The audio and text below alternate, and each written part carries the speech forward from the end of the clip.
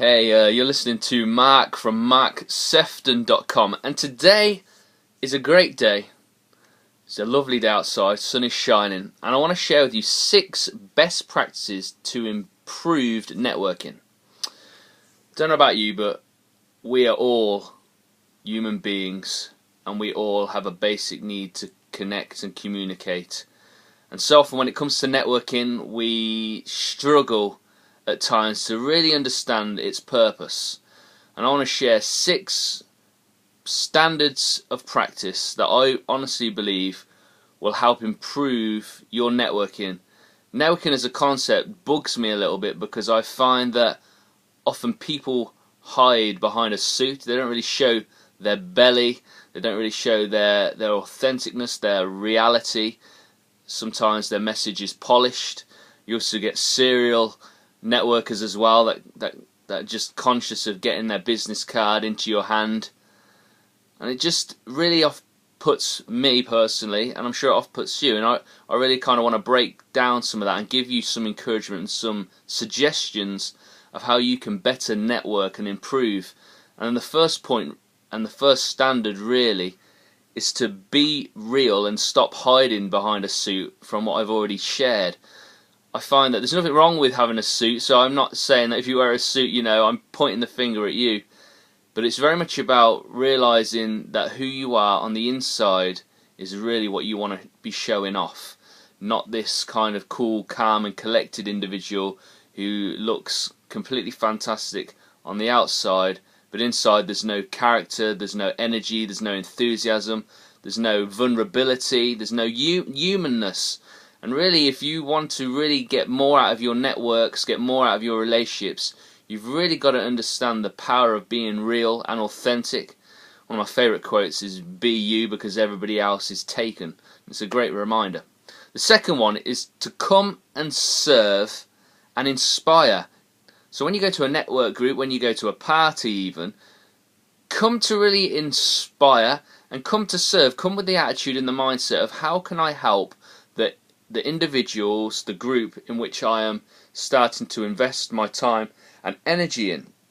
Come with that attitude. Don't come with what can I get from this situation, but come to the party armed and ready to help other people be inspired and encouraged, be a champion for other people's skills, their business, what they're all about. Come and serve them, show them about who you are and what you're about, and really help motivate them. That'll stand you in really good stead. Third point is to take your head out of your own backside. I find that often, as entrepreneurs, business owners, I think there is a degree of confidence throughout all of us. I think if any of us have taken an idea and then made it into a reality, we've got a degree of confidence. But so often you'll find that individuals will have their heads so far up their own backside that they're not even able to listen objectively, build relationships, because it's all about them, it's all about their success, about what's going on in their business. They're so keen to push what they're about onto people that it kind of actually repels people. And actually you're missing a great opportunity when you become headstrong and you lose the ability to learn and develop. And we will stop growing when we think we've arrived, because life is one big journey and school is never out when it comes to personal development. Next point is to leave with a second date. So when you're networking, you're in a group, make sure that you've built enough and invested enough, character-wise, enough relational-wise into an individual where you're going to get an opportunity to have a one-to-one with that individual, a second date where you can follow up and really kind of start to express further your own skill and your own value. But make sure you get a second date. That's really, really important. The next one is invest in a few hours in social media. Social media is massive. If you're connected with me on Twitter, I'm on that a lot. But it's so important to take time out.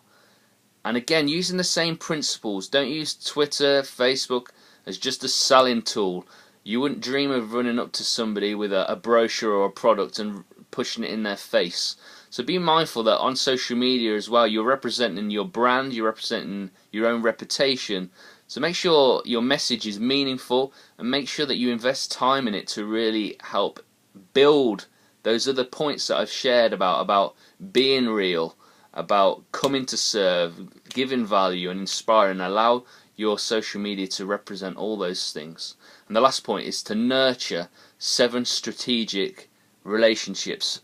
So if you've got a big network and you're constantly networking with people, I want you to focus on 7 people that you can really look to adapt, who you can see that you can really help serve them and really help inspire them, and people that you really connect with. It's really important to have chemistry when you're doing business, and sometimes we've just got to allow relationships to develop organically and just allow things to come along really honestly, but embrace your authenticness and ensure that you're real. Come to inspire, come to serve, take your head out of your own backside, be objective, invest a few hours in social media, make sure that you get that second date, and be strategic in your current networking. I encourage you to find 7 people this month that you're going to invest in, and you're going to represent all those 4.